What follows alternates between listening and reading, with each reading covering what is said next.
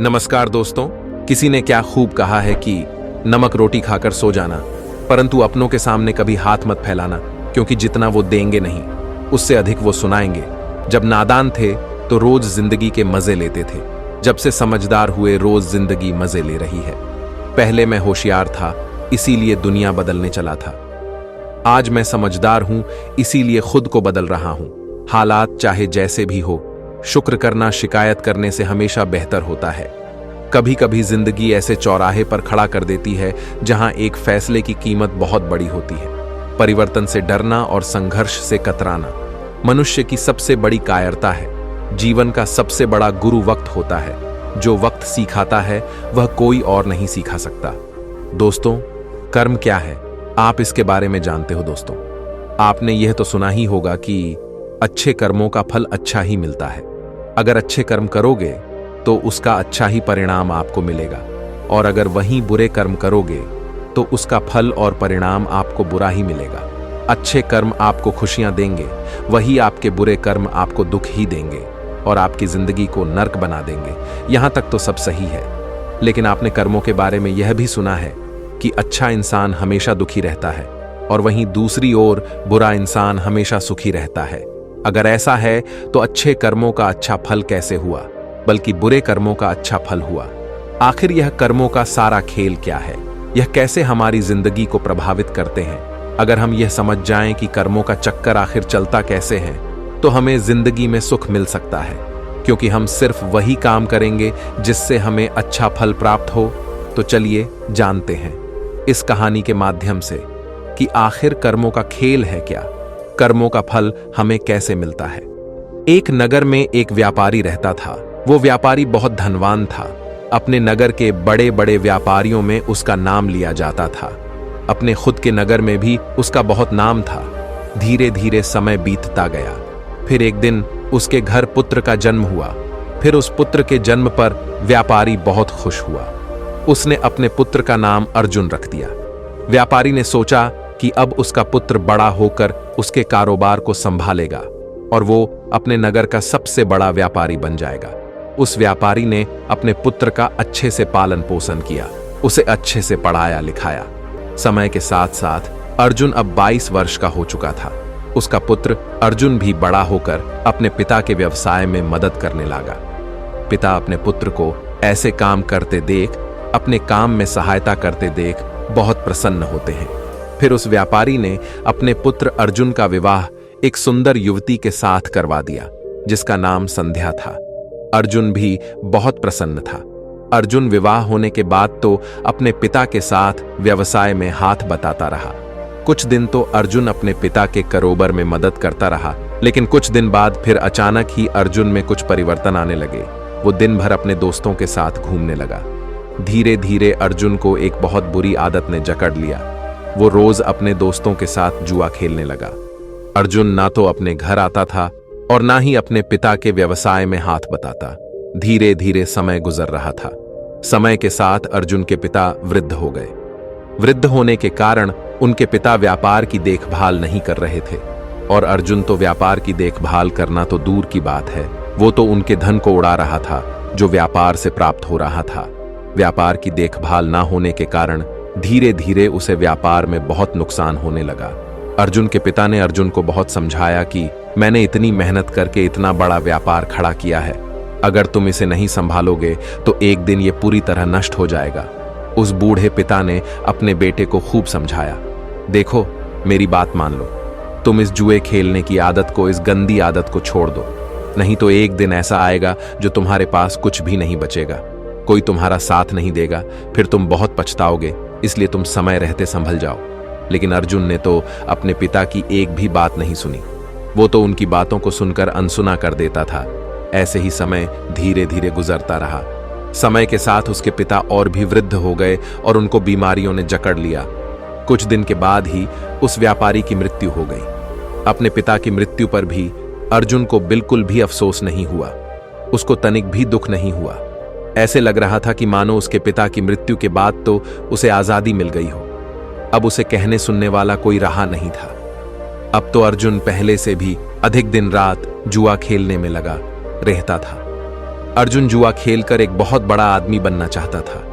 वो एक दिन में ही सब कुछ हासिल कर लेना चाहता था, जिस कारण अब वो जुए में बड़े बड़े दांव पेच लगाने लगा था। अर्जुन के मां ने भी अर्जुन को बहुत समझाया कि बेटा, तुमने बहुत सारा धन गवा दिया है, अब जो थोड़ा बहुत धन बचा है उसे भी लूटाने पर क्यों लगे हुए हो। और वो कहते हैं ना कि जब मनुष्य का विनाश होता है तो उसकी बुद्धि काम करना छोड़ देती है। अर्जुन अपनी मां की बात एक कान से सुनता था तो दूसरे कान से निकाल देता था। उसे कोई भी बात का कोई भी फर्क नहीं पड़ता था। अर्जुन दिन रात जुआ खेलने में व्यस्त रहता था। उसे किसी भी बात का होश नहीं था। अर्जुन के पास कोई कुबेर का खजाना तो था नहीं जो कभी खत्म ही नहीं होता। धीरे धीरे अर्जुन का सारा धन खत्म होने लगा। फिर एक दिन ऐसा आ गया जब अर्जुन के पास कुछ भी नहीं बचा था। जुआ खेलने में उसका सारा धन समाप्त हो चुका था। वो अपना सब कुछ गवा चुका था।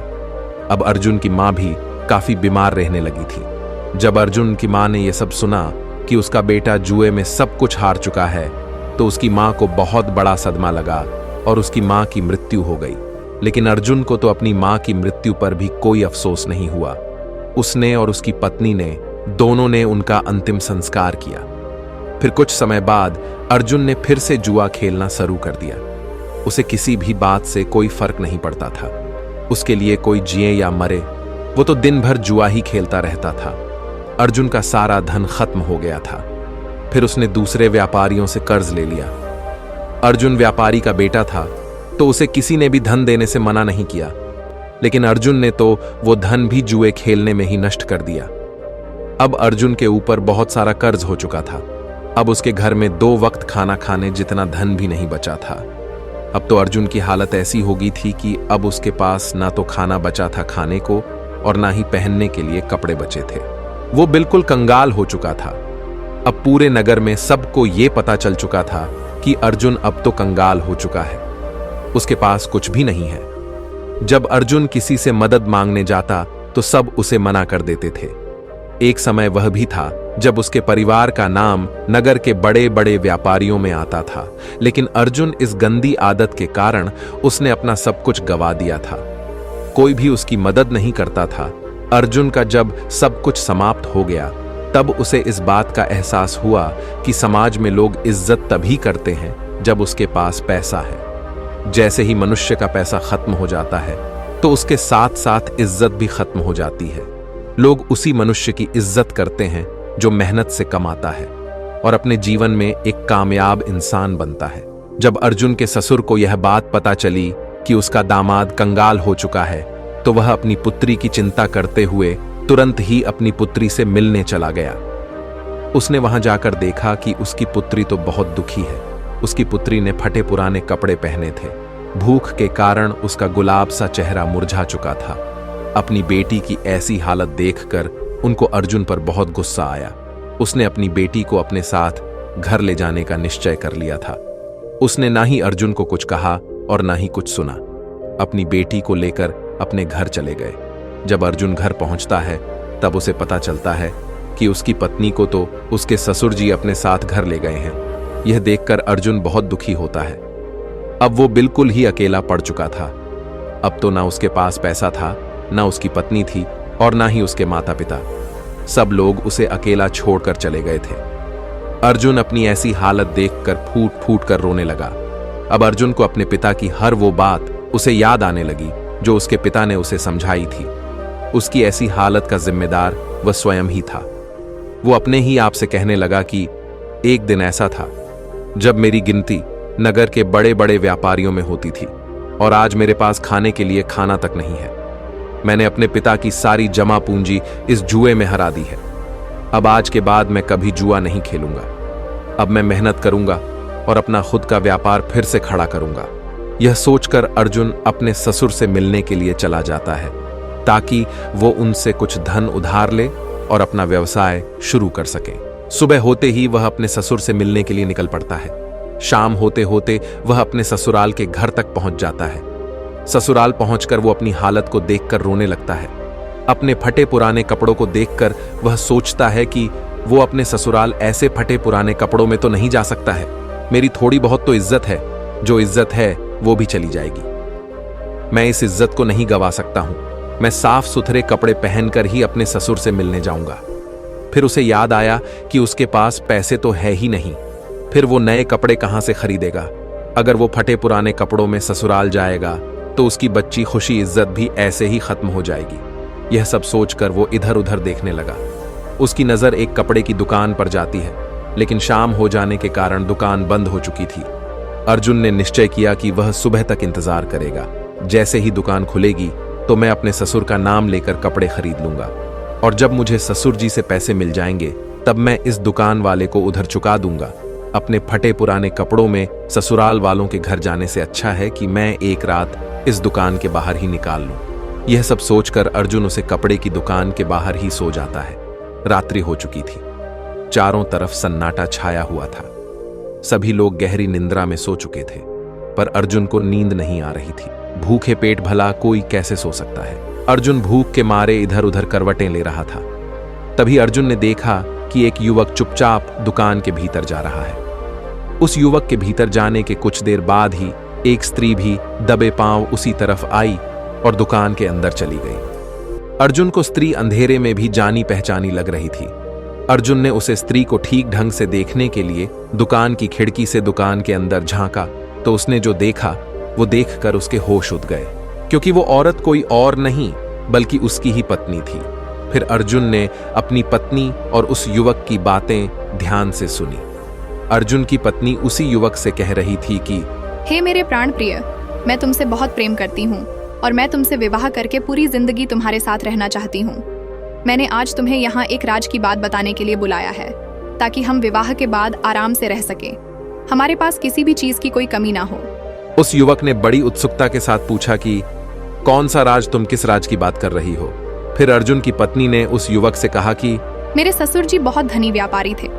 उनके पास बहुत सारा धन था। उन्होंने अपने जीवन में बहुत कठिन परिश्रम किया था और खूब सारा धन कमाया था, और उन्होंने अपने जीवन में 5 घड़े सोने के सिक्कों से भरवाकर मकान के चारों कोणों में खड्डा खोदकर छुपा दिए थे। ये काम उन्होंने इसलिए किया था ताकि बुरे समय में उस धन का उपयोग किया जा सके। उन्होंने अपने बेटे को तो उस धन के बारे में कभी नहीं बताया, क्योंकि उनको डर था कि कहीं वो उनका जुआरी बेटा उस धन को भी जुए में न गंवा दे। फिर मेरे ससुर की मृत्यु होने के बाद मेरी सास ने मुझे यह सब बताया था। ये सारी बात सुनकर वह युवक बोला कि अब मुझे क्या करना चाहिए, तुम जैसा कहोगी मैं वैसा ही करूंगा।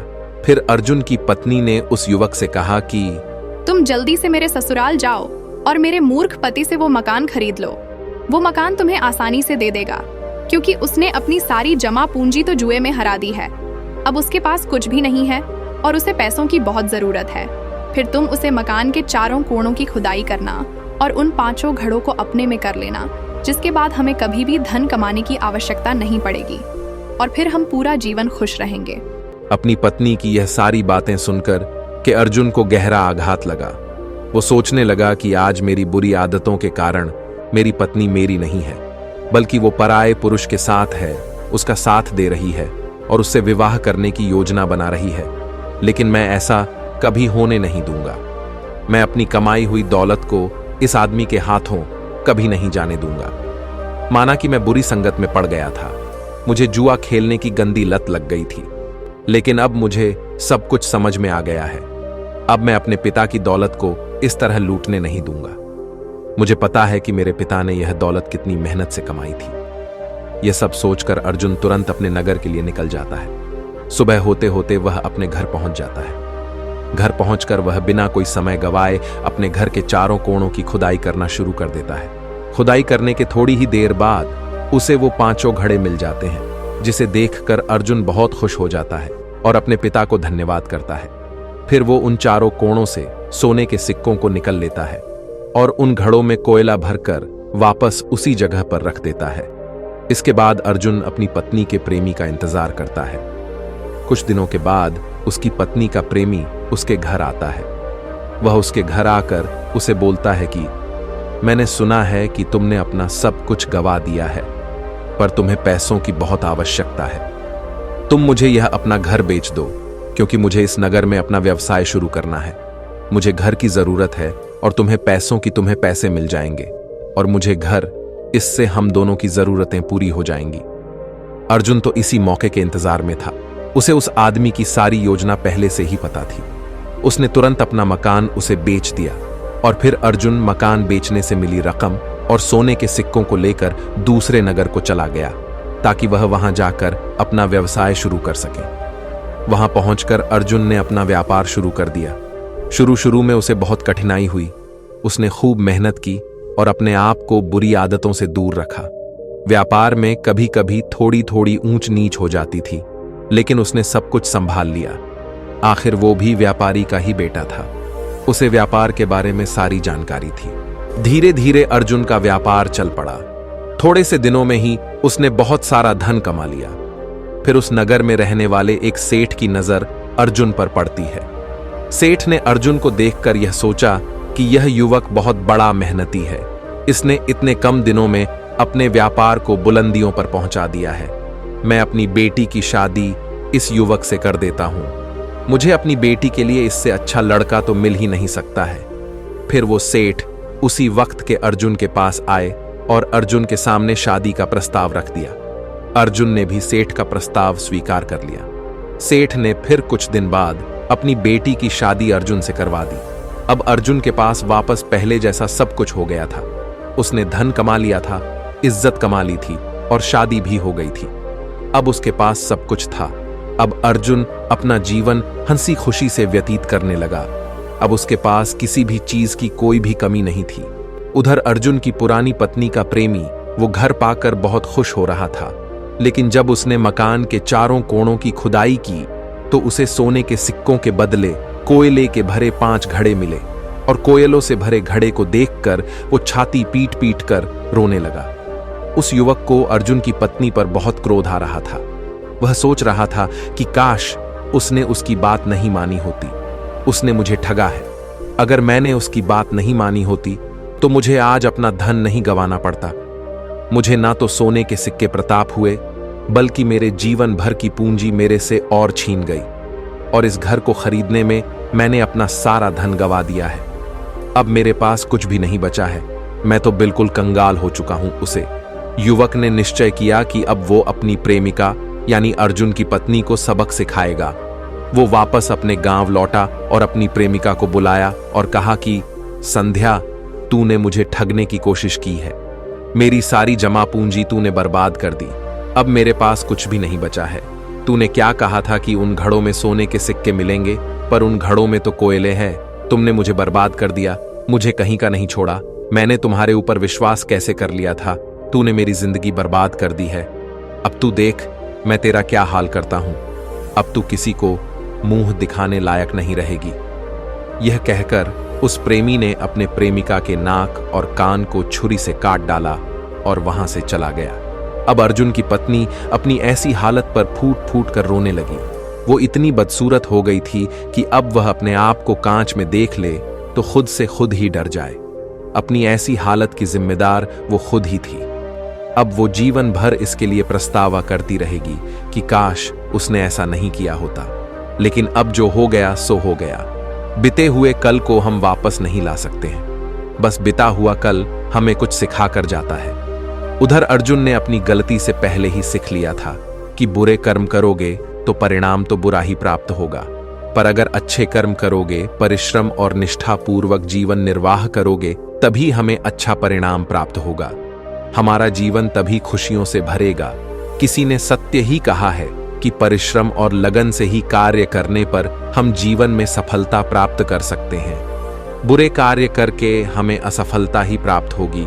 तो देखा दोस्तों, जब तक अर्जुन बुरे कर्म कर रहा था, जुए में अपना सब कुछ गंवा रहा था, उसको उसके कर्मों के हिसाब से बुरा फल मिल रहा था।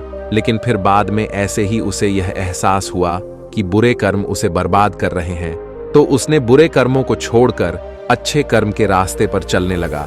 इसलिए दोस्तों, चाहे देर से ही सही, लेकिन बुरे कर्मों का फल परिणाम हमेशा बुरा ही होता है। वहीं दूसरी ओर अच्छे कर्मों का परिणाम सदा जीवन में हितकारी होता है। तो दोस्तों, कैसी लगी आपको ये कहानी? आप हमें कमेंट सेक्शन में जरूर बताना।